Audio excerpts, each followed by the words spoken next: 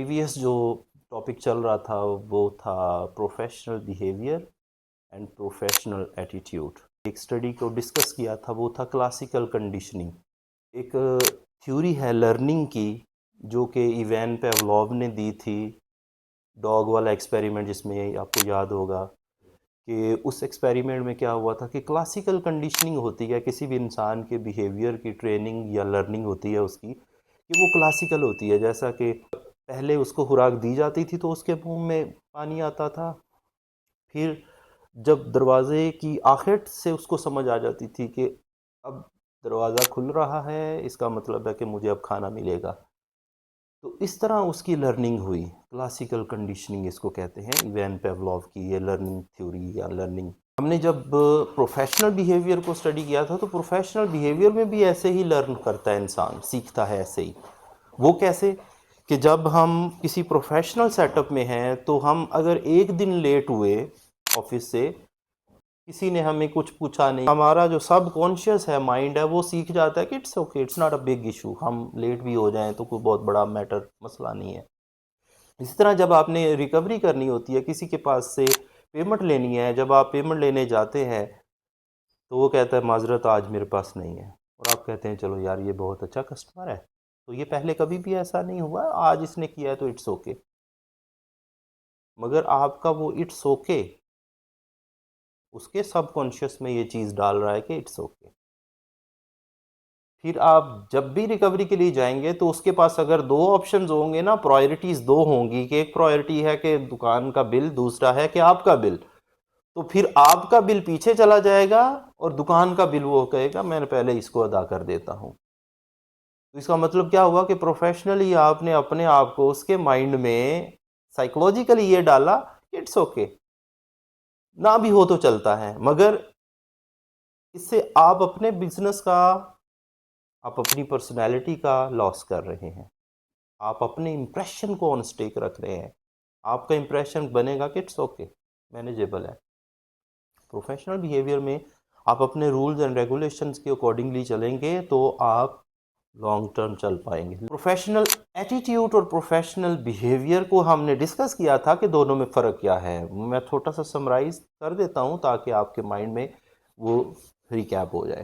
Professional behaviour हमारा act है, हमारा किरदार है, हम जिस तरह रवैया, हम जिस तरह का बिहेव करते हैं, ये हमारा प्रोफेशनल बिहेवियर है। प्रोफेशनल सेटिंग में जिस तरह हम बिहेव करते हैं वो हमारा प्रोफेशनल बिहेवियर है, और प्रोफेशनल सेटिंग में जिस तरह की हम सोच रहे होते हैं वो हमारा एटीट्यूड डेवलप करती हैं। मिसाल के तौर पे अगर मेरी सोच में दुख है, तकलीफ है, परेशानी है, कोई गम है, तो मैं बैठा हुआ भले अपनी सीट पे हूं मगर मेरा एटीट्यूड चेंज हो चुका होगा। फिर चलने वाला, देखने वाला कहेगा यार आज कुछ चेहरा ना उतरा उतरा सा लग रहा है, कोई परेशानी है। वो एटीट्यूड बताता है, बिहेवियर अभी नहीं बता रहा। बिहेवियर तो जब बात करेगा तो फिर समझ आएगी ना, वो एटीट्यूड उसका बता रहा होता है।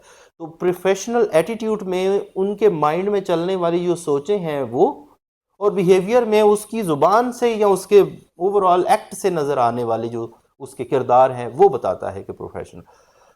अब प्रोफेशनल बिहेवियर और एटीट्यूड में हमने क्लासिकल कंडीशनिंग का पहले जिक्र कर चुके हैं, और आज हम जो जिक्र करेंगे वो करेंगे ऑपरेंट कंडीशनिंग।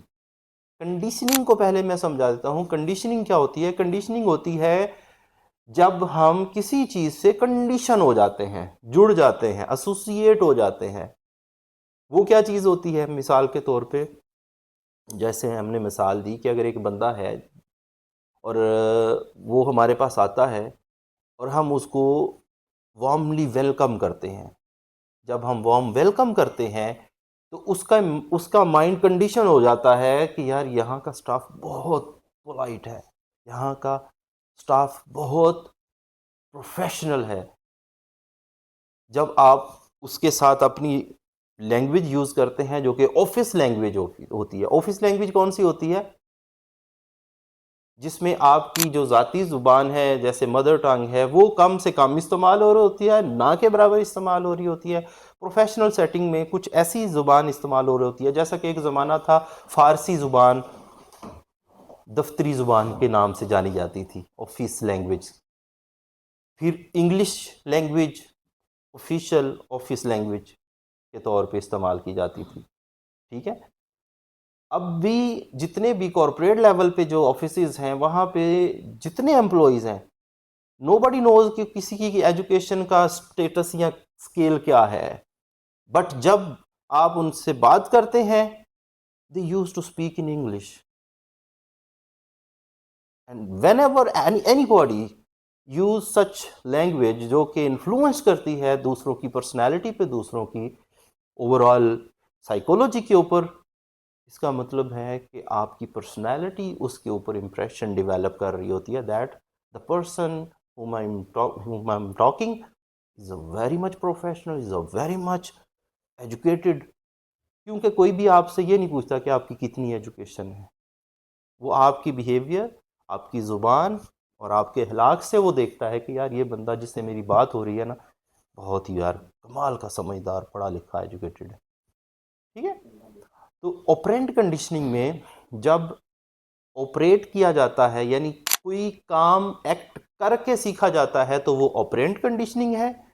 क्लासिकल कंडीशनिंग में क्या था कि जब आप कोई चेंज देखते हैं तो उससे आप लर्न कर लेते हैं। ऑपरेंट में आप ऑपरेट करते हैं, जैसे कि आप किसी के पास जाते हैं अपना बिल लेने के लिए, रिकवरी के लिए जाते हैं, तो आप जाते हैं, जाके कहते हैं यार आप हमारा बिल दे दीजिए, वो कहता है अभी नहीं, आप 2 घंटे बाद आएँ।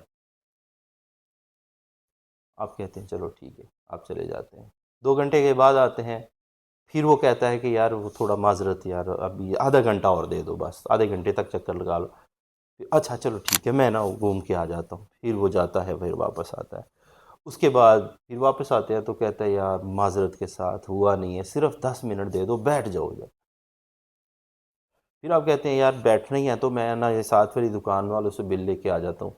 अब जब आप वापस आ रहे हैं ना, तो आपके माइंड में फिर होगा कि यार ये अभी भी गोली कराएगा, अभी भी कोई ना कोई नया बहाना सुनाएगा। तो आपके सबकॉन्शियस में ये जो एक स्टोरी डेवलप हुई कि यार ये अभी भी कुछ करेगा, ये है ऑपरेंट कंडीशनिंग। इसका बैकग्राउंड बताता हूँ ये क्या था। B.F. स्किनर के नाम से एक बहुत बड़ा साइकोलॉजिस्ट था, उसने एक एक्सपेरिमेंट किया। उस एक्सपेरिमेंट क्या किया कि उसने एक बॉक्स बनाया स्किनर बॉक्स के नाम से, उसमें उसने एक पिजन को, कबूतर को रखा, एक लीवर बना दिया। जब वो लीवर को प्रेस करेगा, पाँव से दबाएगा, तो जहाँ उसको फूड मिलना है वो दरवाज़ा खुल जाता। जैसे मैंने आपको बताया ना, जब क्लासिकल कंडीशनिंग की स्टार्ट हुई थी ना, तो वहाँ से इस लर्निंग के टॉपिक के ऊपर बहुत लोगों ने स्टडी शुरू करना कर दी, रिसर्च करना शुरू कर दी कि यार ये तो बहुत कमाल का मौजू मिला है कि इंसानी रवैये कैसे सीख जाते हैं, इंसानी बिहेवियर कैसे डेवलप होते हैं, कैसे इनको रीशेप किया जा सकता है। अगर हम ऑफिस में एग्जेक्टिव लेवल की सीट पे हैं, तो अगर हम इंसानी रवैयों को समझ सकते हैं तो हम बिजनेस कर सकते हैं, हम सक्सेस हासिल कर सकते हैं। अगर हम किसी के रवैये को ही नहीं पढ़ पा रहे, तो इसका मतलब है कि हमारे लिए सक्सेस हासिल करने में बहुत ज़्यादा टाइम लग सकता है, बहुत एफर्ट लग सकती हैं। ठीक है, तो कंफर्ट जोन में रहते हुए आप इजी गोइंग तब होगी जब आपको जैसे रस्तों का पता हो तो आसानी से जल्दी पहुंच जाता है ना इंसान, तो इसी तरह इंसानी नफ्सियात का पता हो तो जल्दी। इसी वजह से उस वक्त साइकोलॉजिस्ट ने फिर इसके ऊपर रिसर्च करना शुरू कर दी कि यार ये इंसानी रवैया कैसे शेप होता है, बनता कैसे है, सीख कैसे जाता है इंसान। एक इंसान है, वो हर वक्त चीखता चलाता है, हर वक्त उसको ये लगता है कि सिर्फ डंडे से सारे काम हो जाएंगे, तो फिर यहां से आप समझो कि उसकी ये लर्निंग हुई है कहीं ना कहीं से। वो लर्निंग कहां से हुई, कब हुई, ये मैटर करता है उसकी हिस्ट्री लेने से। अब वापस आ जाए अपने टॉपिक पे। ऑपरेंट कंडीशनिंग में जब उसने स्किनर बॉक्स बनाया, B.F. स्किनर ने, उस बॉक्स के अंदर एक पिजन था कि अब जब भूख होती है ना, तो फिर हर कोई पाँव मारता है, तो भूखा वहां था, तो वो अपनी इरिटेबिलिटी, रेस्टलेसनेस, भूख में वो इधर उधर पाँव मार रहा है, तड़प रहा है, ये कर रहा है, वो कर रहा है, डिफरेंट एक्टिविटीज़ कर रहा है। लेकिन उन डिफरेंट एक्टिविटीज़ में उसका पाँव वहाँ पे लग जाता है जहाँ से लीवर दबता है, दरवाज़ा खुलता है, वहाँ पे खाना होता है, ये फ़ौरन खाना खाता है, ठीक है। फिर पाँव मारता है, ये करता है, वो करता है। लेकिन कुछ ट्राई करने के बाद, कुछ देर के बाद उसको ये सीख मिल जाती है कि जब कभी मैं इसको प्रेस करूँगा ना, तो ये दरवाज़ा खुल जाएगा और मुझे खाना मिल जाएगा। यहाँ से ऑपरेंट कंडीशनिंग की बुनियाद बनती है कि जब हम 1 ट्राई करते हैं, 2 करते हैं, 3 करते हैं, 4 करते हैं, कुछ हैं जिनका माइंड बहुत अच्छे से, बहुत आईक्यू लेवल बहुत अच्छा होता है, तो वो स्पीड से प्रोसेस करता है, वो जल्दी लर्न कर जाते हैं। कुछ है काफ़ी ज़्यादा टाइम लगता है। इसी तरह सेम प्रोसीजर होते-होते वो उसने लर्न कर लिया कि ये तरतीब है। अब ये ऑपरेंट कंडीशनिंग को अपनी प्रोफ़ेशनल सेटिंग में लेके आ जाते हैं। हम ऑफ़िस आते हैं डेली। अगर हम ऑफ़िस आते हैं डेली लेट टाइम पे, ये 2 तरह की पर्सनैलिटी हैं। जो लेट आ रहा होगा, उसकी पर्सनैलिटी में, उसके माइंडसेट में क्या चीज़ें पॉसिबल हैं, चल रही होंगी। नंबर 1 कि मैं जब जाता हूँ तो इतना बड़ा मसला नहीं होता, ज़्यादा से ज़्यादा बंदा बात कर देगा। लेकिन जो जल्दी आ रहा है उसको एक बार किसी ने कहा था कि भाईजान आप ये मालूम ख़राब है, आप लेट नहीं आया करेंगे, आप टाइम पे आया करेंगे।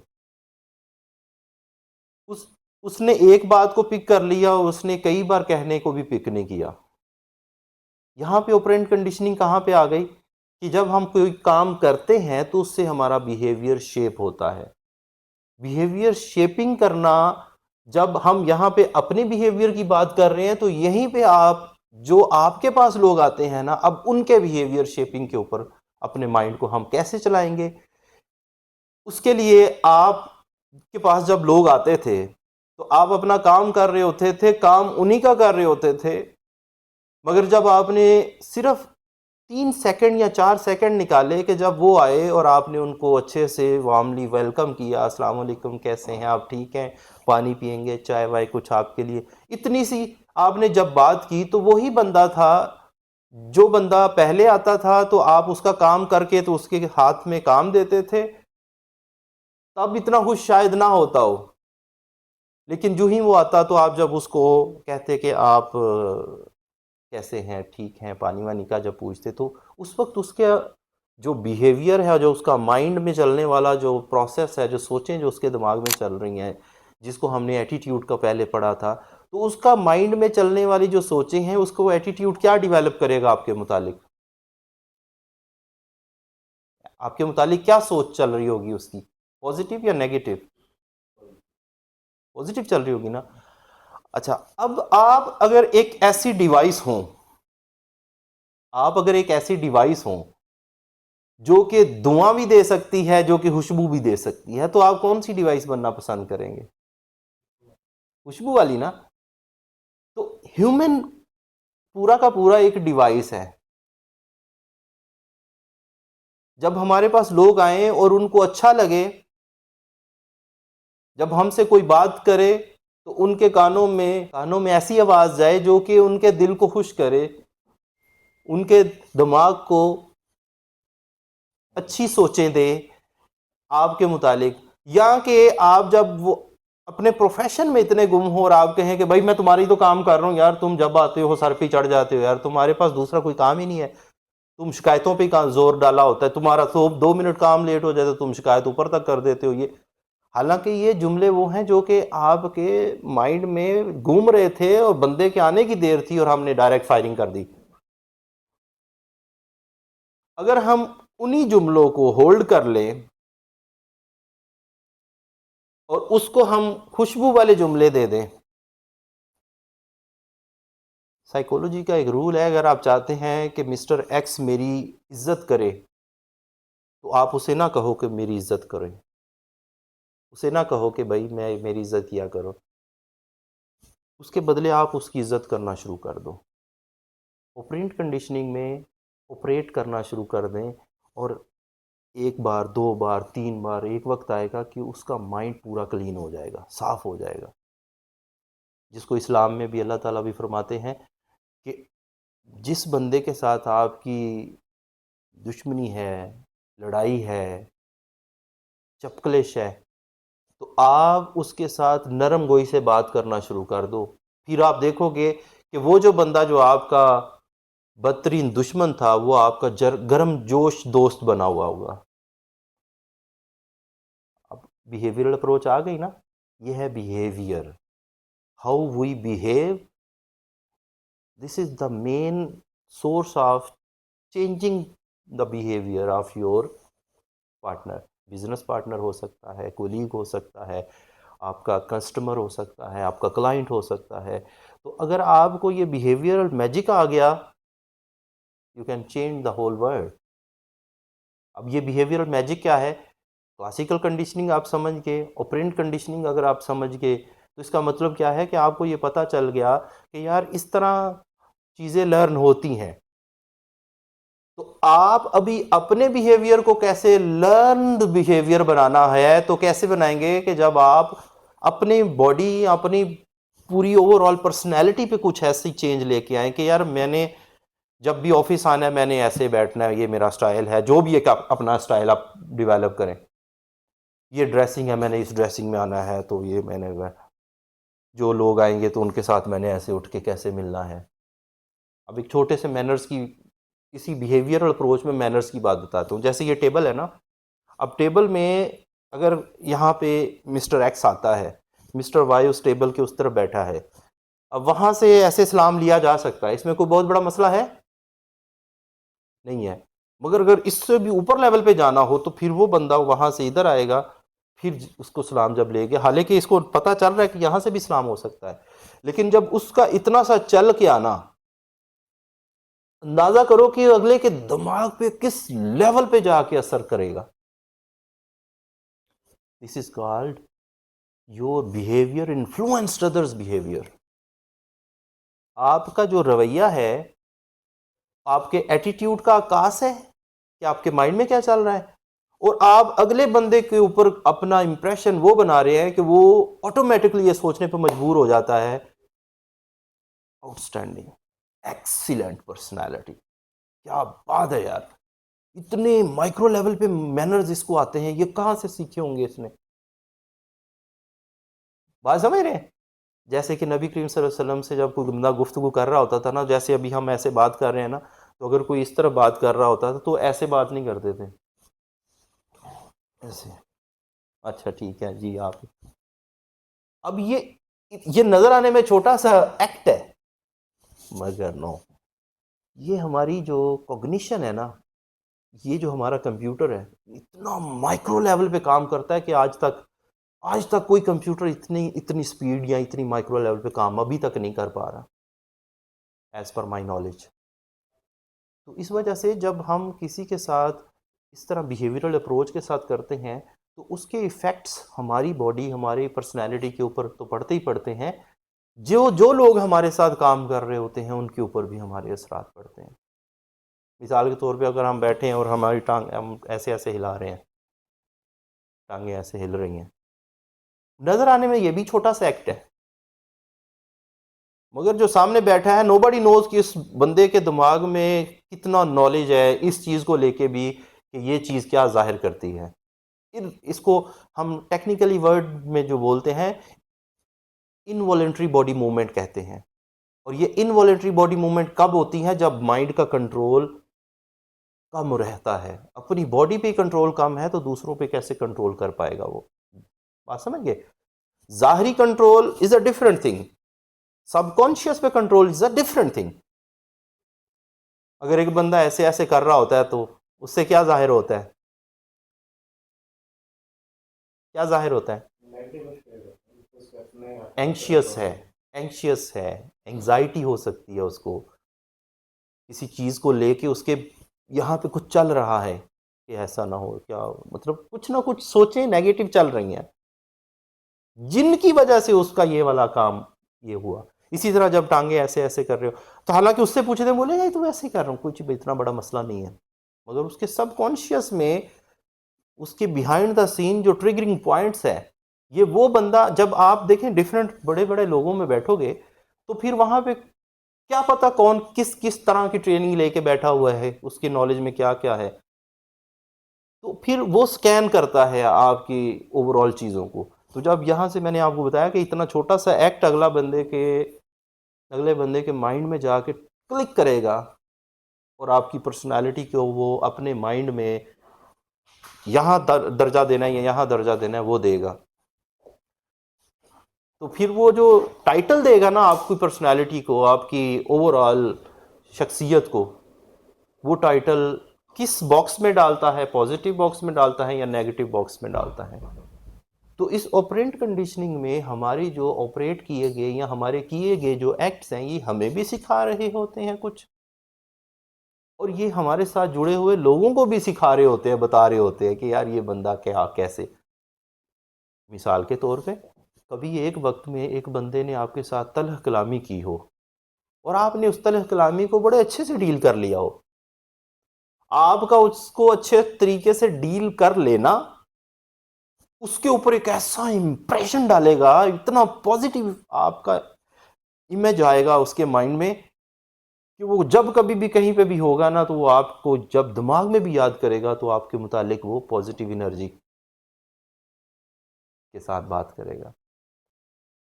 और अगर आपने अपने उसी सेम इवेंट में अगर उसके साथ ऐसा रफ बिहेव किया कि जो उसको वो याद रह जाएगा, तो इससे हमारी इमेज कैसी बनेगी। तो जो हम करते हैं ये बेसिकली ऑपरेंट कंडीशनिंग के ज़िम्मे में जाता है, और उससे हमारी भी कंडीशनिंग होती है, और जो हमारे साथ जुड़े हुए लोग हैं उनकी भी कंडीशनिंग होती है। तो इस सारे सेशन को अगर हम मरकज़ी ख्याल इसका मैं बताऊं आपको, तो वो ये है कि अगर हम प्रैक्टिस करते हैं तो उससे हमारी ऑपरेंट कंडीशनिंग होती है।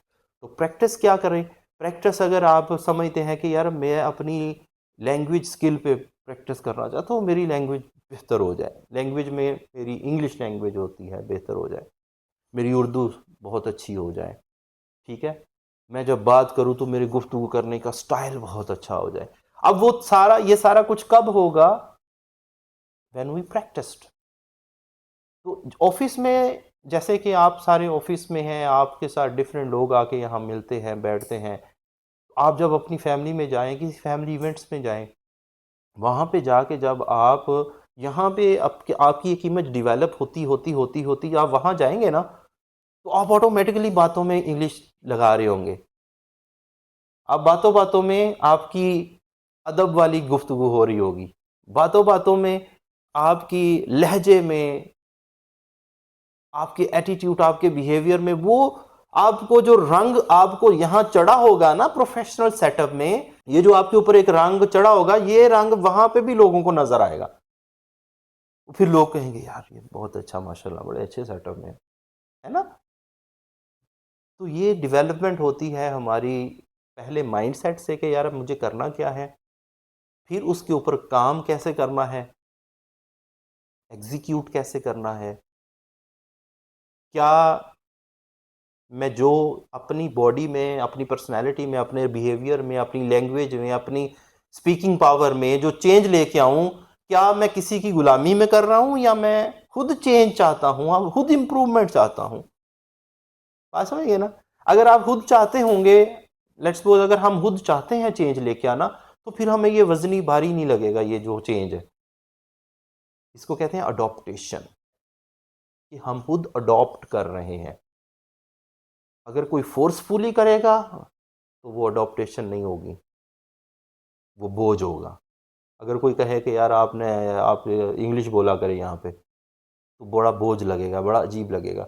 लेकिन अगर लगे कि यार अगर हम इंग्लिश बोलेंगे तो इससे फ़ायदा, सबसे बड़ा फ़ायदा तो मुझे ही होगा, मैं यहाँ बोलूँगा, मैं अपने घर में बच्चों के साथ बोलूँगा। आप इमेजिन करें, मैं अगर छोटी सी आपको मिसाल बताऊँ कि एक, एक मेरे बहुत अच्छे दोस्त हैं, उनके घर के बच्चों से जब मेरा इंटरेक्शन हुआ, तो वो इंग्लिश बोल रहे हैं ऐसे फ्लुएंसी में, ऐसे।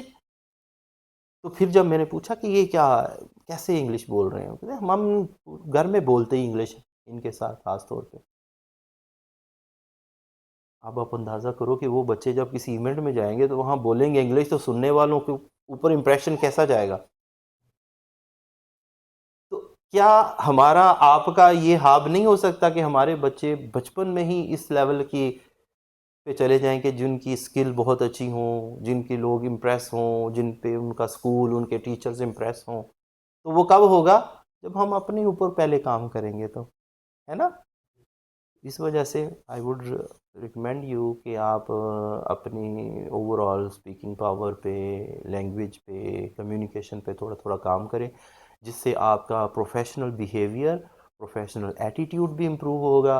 क्लासिकल कंडीशनिंग और ऑपरेंट कंडीशनिंग के मुतालिक इसलिए बताया ताकि आपको ये जहन में क्लियर हो जाए कि it's not a hustle bustle के बस करना ही, जल्दी जल्दी करना है। ये स्लोली स्लोली भी लर्निंग होती रहती है, ठीक है ना? इस वजह से अभी आप फ़िलहाल जो आप ज़ुबान उर्दू बोलते हैं, तो उर्दू के अंदर कुछ इंग्लिश की मिलावट शुरू करें, इंग्लिश के वर्ड्स उसमें ऐड करना शुरू कर दें, ठीक है? जब इंग्लिश के वर्ड्स ऐड करेंगे तो ऑटोमेटिकली आपकी इसमें कंडीशनिंग होना शुरू हो जाएगी, ऑटोमेटिकली आपके अंदर चेंज आना शुरू हो जाएगा। ओके हो गया जी? चलिए, थैंक यू वेरी मच, आज के लिए इतना ही है।